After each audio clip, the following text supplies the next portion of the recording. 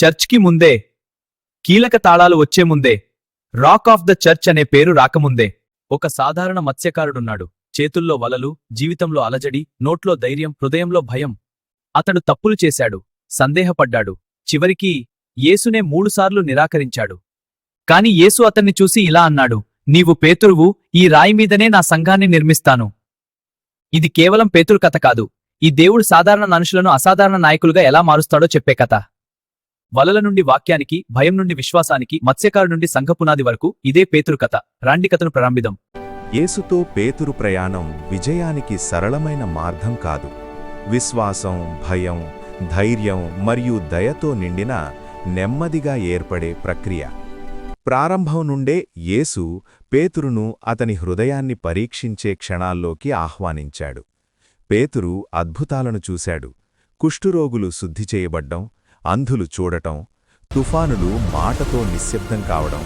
అయినప్పటికీ యేసుతో దగ్గరగా నడుస్తున్నప్పుడు కూడా పేతురు యేసు ఎవరో మరియు ఆయన లక్ష్యం ఏమిటో పూర్తిగా అర్థం చేసుకోవడానికి చాలా కష్టపడ్డాడు. యేసు తన శిష్యులను, నేను ఎవరని మీరంటున్నారు అని అడిగినప్పుడు, నీవు క్రీస్తువు, సజీవ దేవుని కుమారుడవు అని ధైర్యంగా సమాధానమిచ్చాడు పేతురు. యేసు ఈ ఒప్పుకోలును ప్రశంసించాడు మరియు పేతురు గుర్తింపును బండగా తిరిగి ధృవీకరించాడు. కాని కొన్ని క్షణాల తర్వాత పేతురు శిలువ ఆలోచనను వ్యతిరేకించాడు. విశ్వాసం మరియు మానవ ఆలోచనలు తరచుగా ఎలా ఘర్షణ పడతాయో చూపిస్తుంది. ఈ వ్యత్యాసం పీటర్ యొక్క మానవత్వాన్ని, లోతైన అపార్థంతో కలిపిన బలమైన నమ్మకాన్ని వెల్లడించింది. యేసు పేతురును తన అత్యంత సన్నిహిత క్షణాల్లోకి తీసుకువెళ్లాడు. రూపాంతరం సమయంలో పేతురు పర్వతంపై నిలబడ్డాడు.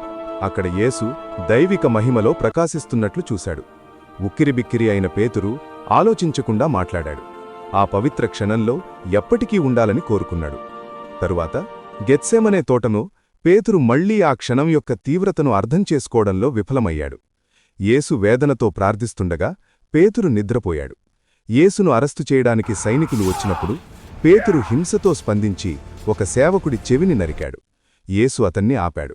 ఆ వ్యక్తిని స్వస్థపరిచాడు మరియు బలవంతంగా లొంగిపోవడాన్ని ఎంచుకున్నాడు.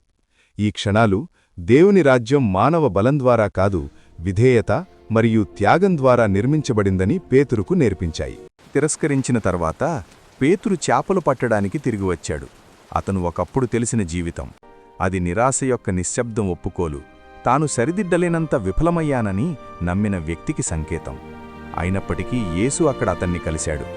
పునరుద్ధానమైన క్రీస్తు ఒడ్డున నిలబడి మళ్లీ పేతురు వలలను చేపలతో నింపాడు. అతనికి మొదటి పిలుపును గుర్తుచేశాడు. ఇది యేసు చెప్పిన విధానం. నీ కథ ముగియలేదు. యేసు పేతురును పునరుద్ధరించినప్పుడు ఆయన అతన్ని క్షమించలేదు, ఆయన మళ్లీ అతన్ని విశ్వసించాడు. ఆ నమ్మకం పేతురును ఏ అద్భుతం చేయలేనంతగా మార్చివేసింది.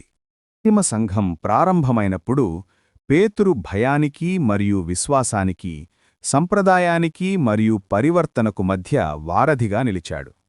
సువార్త యూదులకే కాకుండా అన్యజనులకు కూడా ఉందని దేవుడు అతనికి చూపించినప్పుడు సాంస్కృతిక సరిహద్దులను దాటిన మొదటి వ్యక్తి అతనే. దీనికోసం పేతురు తన జీవితకాల నమ్మకాలను విడిచిపెట్టి దేవుని గొప్ప ప్రణాళికను విశ్వసించాల్సి వచ్చింది. కొన్నిసార్లు అతను స్థిరత్వం లేమితో ఇబ్బంది పడినప్పటికీ దేవుడు ఓపికగా అతన్ని తీర్చిదిద్దుతూనే ఉన్నాడు. పేతురు కేవలం విజయం ద్వారానే కాకుండా దిద్దుబాటు మరియు ఎదుగుదల ద్వారా కూడా వినయాన్ని నేర్చుకున్నాడు.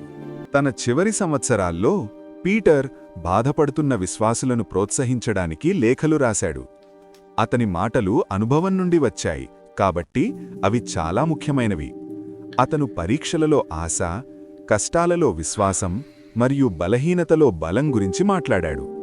ఒకప్పుడు సేవకురాలికి భయపడిన వ్యక్తి ఇప్పుడు మొత్తం చర్చిలను హింసలో స్థిరంగా నిలబడమని ప్రోత్సహించాడు. ఆధ్యాత్మిక పరిపక్వత అంటే ఎప్పటికీ పడిపోవడం కాదు, ఎల్లప్పుడూ క్రీస్తు వద్దకు తిరిగి రావడమని అతని జీవితం నిరూపించింది. పీటర్ యొక్క చివరి సాక్ష్యం మాటలతో కాదు, తన జీవితంతో చెప్పబడింది. సంప్రదాయం ప్రకారం తన ప్రభువు వలె అదే రీతిలో మరణించడానికి తాను అర్హుడను కానని నమ్మి అతను తలక్రిందులుగా సిలువ వేయబడటానికి ఇష్టపడ్డాడు. ఒకప్పుడు మరణానికి భయపడి వణికిన ఆ జాలరి ఇప్పుడు విశ్వాసంతో దానిని స్వీకరించాడు. యేసు వాగ్దానం నెరవేరింది. పీటర్ నిర్దోషి అయినందువల్ల కాదు, దేవుడు నమ్మకమైనవాడు కాబట్టి. పేతురు కథ ప్రతి తరానికి ఒక సందేశం.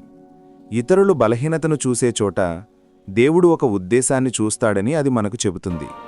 విరిగిన హృదయం గల వారిలో నాయకులను, భయపడేవారిలో ధైర్యాన్ని, ఇంకా నమ్మడం నేర్చుకుంటున్న వారిలో విశ్వాసాన్ని ఆయన చూస్తాడు. పరివర్తన అనేది ఒక క్షణం కాదు, అదొక ప్రయాణం అని పేతురు మనకు గుర్తు చేస్తాడు. మరియు యేసు ఎవరినైనా పిలిచినప్పుడు ఆ పిలుపు నెరవేరే వరకు ఆయన వారితోనే ఉంటాడు. పేతురు పరిపూర్ణుడు కాదు, కాని అతడు దేవుని చేతుల్లో మార్పు పొందిన మనిషి. భయపడిన మత్స్యకారుడు, వణికిన శిష్యుడు, నిరాకరించిన మనిషి, అదే వ్యక్తి దేవుని కృపచేత సంఘానికి పునాదిగా మారాడు. పేతురు కథ మనకొక విషయం స్పష్టంగా చెబుతుంది. దేవుడు మన గతాన్ని కాదు, మన హృదయాన్ని చూస్తాడు. మన విఫలతలు కాదు, మన లోబడే మనసే ఆయనకు ముఖ్యము.